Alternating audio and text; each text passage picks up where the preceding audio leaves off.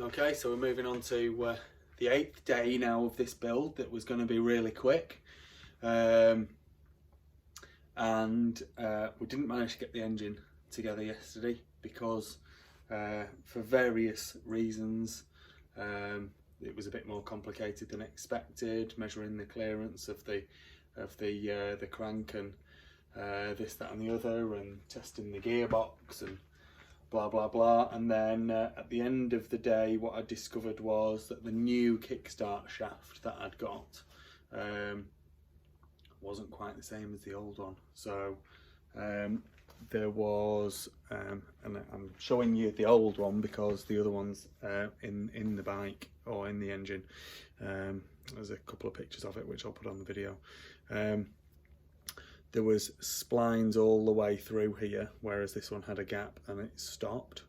And when I pressed it on, it didn't want to press onto the second row of splines, but have managed to sort that out. I heated the quadrant gear up, and then it did actually press down, so that's all good.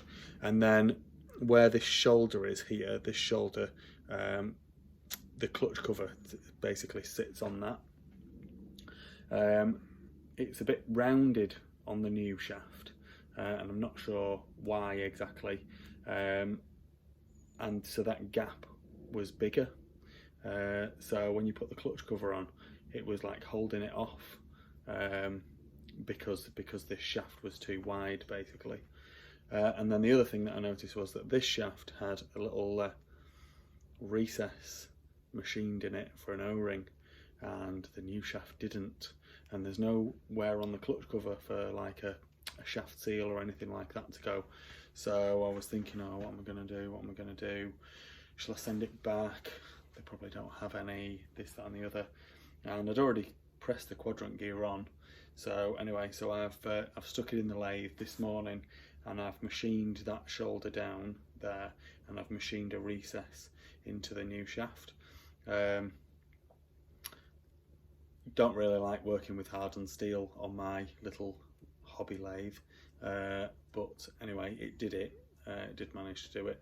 And so the clutch cover goes on fine now, and I've got a little recess where I can get an O-ring in, and then the clutch cover presses on.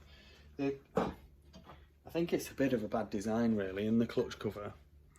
This is where the Kickstart shaft goes, and there's like a little cutout, and that, well, I've had the O-rings in a couple of times, and after, like, the first time they go in, they're okay, and after the second or third time, then they start tearing apart. So I've put a bit of grease in there, so hopefully that's going to help it. And I'll put a bit of grease on the O-ring, so hopefully it'll just help it to slide in nicely without getting nicked on its way through. So what I'm going to do now is I'm going to put the crank seal in this side, and then we're going to put the clutch. We're going to put the clutch on, and get this clutch side built up, and then we can look at putting the top end on, and take it from there. I've got some other bikes that I want to do a bit of work on, which will be for sale. So we'll just see where we get to at that point, and then we might take a few days little break from this, and then move on to something else, and then come back to it and hopefully get it finished in the not too distant future.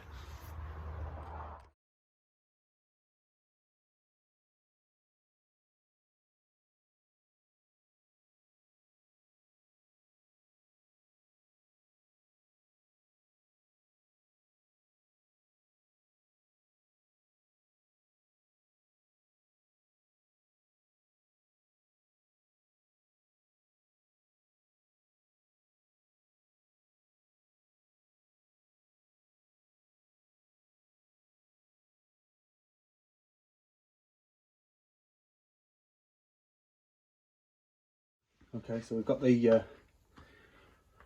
clutch and the primary drive in now, and that's all been tightened up with my Milwaukee gun. Now it's time to put the Belleville washers into the clutch, and then put the clutch plates in, And then if you remember when we took it apart, we needed to press it together so that we could get these snap rings in. So that's the stage that we're at the moment. So I'm going to tip this engine onto its side like that, so that everything will just kind of just drop into place, and there's no risk of it falling out. So I'll move the angle of the camera and then we'll do a bit of a time lapse on this. It's quite a simple process really. Once the Belleville washers are in, the complicated bit is the pressing of the clutch centre down and then putting the snap rings in, but we'll get to that. One thing I suppose I forgot to mention is that there's an order that these Belleville washers go in, and basically when I cable tied them together in the correct order, so they're going to stay in that order, and I'm just going to drop them. I was going to try and drop them as a whole bunch, but it looks like I'll not be able to do that, so I'll just drop them in fours.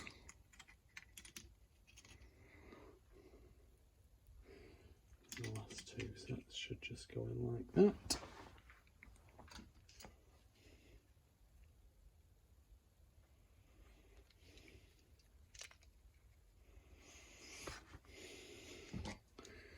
And I've got all new clutch plates, so the old plates aren't going to be used. The pressure plate is. So I've got the clutch centre.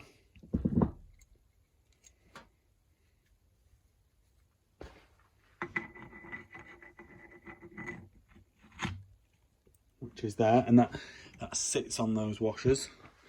And then the clutch plates that I've got, I have been I've been soaking them, so we'll get the new plates in, and then we'll get it all pressed together and get the snap rings in, and then that's a big job done then, and this clutch cover can go on.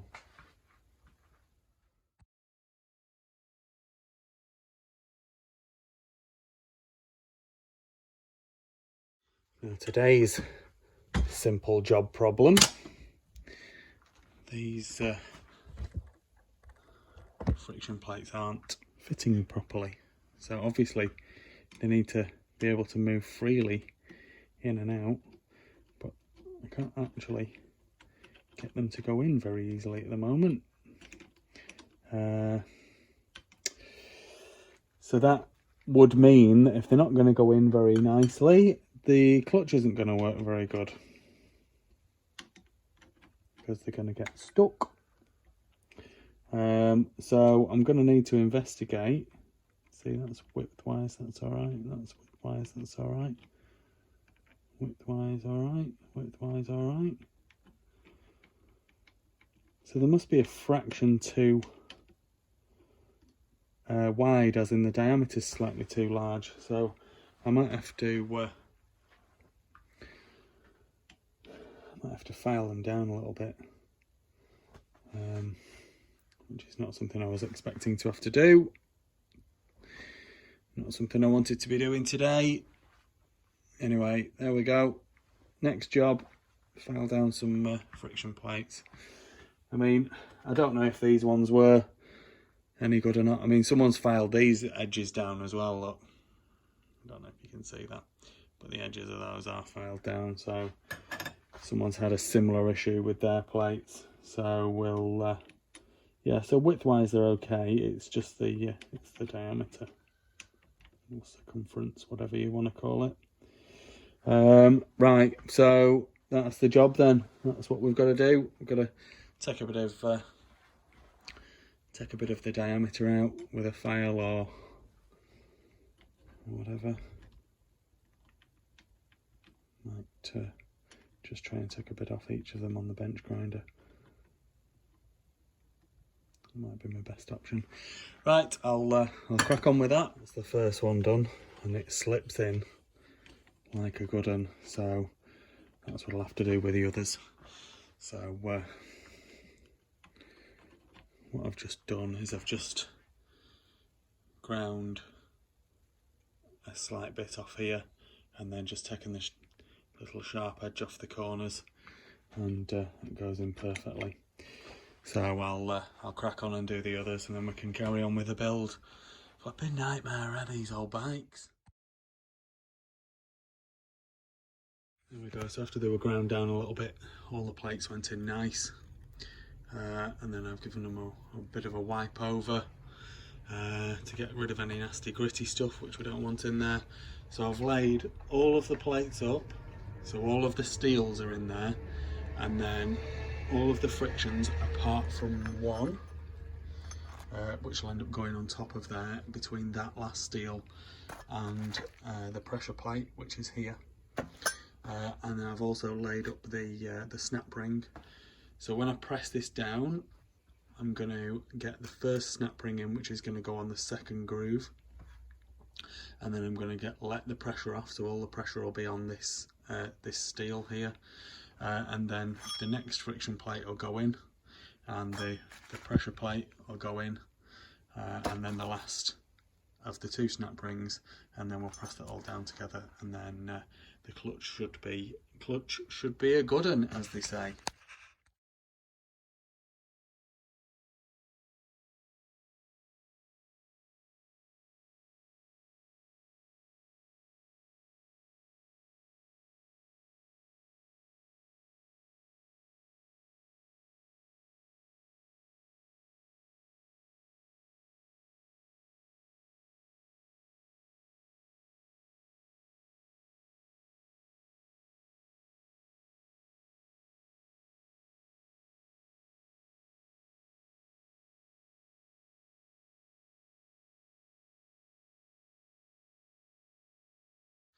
Okay, so it's quite an involved process with these clutches.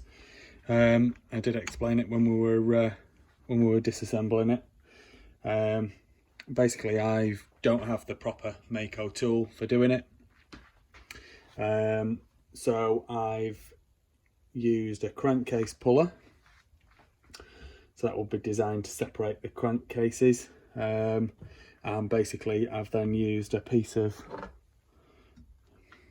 little piece of plastic, which was an offcut of one of the jobs that I was doing on the lathe, to push down on the centre here. And basically what you're doing is you're using the tool to compress the springs, and then when you've compressed the springs, you've got these snap rings, so there's two of them, so there's one here and there's one in a groove below it, and so they're what are used in, it's like a backwards way of doing a clutch compared to modern bikes kind of thing. And there's a set of washers inside here which are what create the tension, and they're on very, very, very, very high tension. And I hate it because when you're putting these snap rings in, it's like you just think this thing's going to slip off and it's going to go off like a bomb, and my fingers are in there. But of course it never really does. But you've just got to make sure that you're really careful and really cautious with the tool that you're using to press that on. So that's the clutch, that's the drive side done now. So as you can see, that's now turning. We're in gear, I think. Yeah, we're in gear. So that's turning the whole gearbox.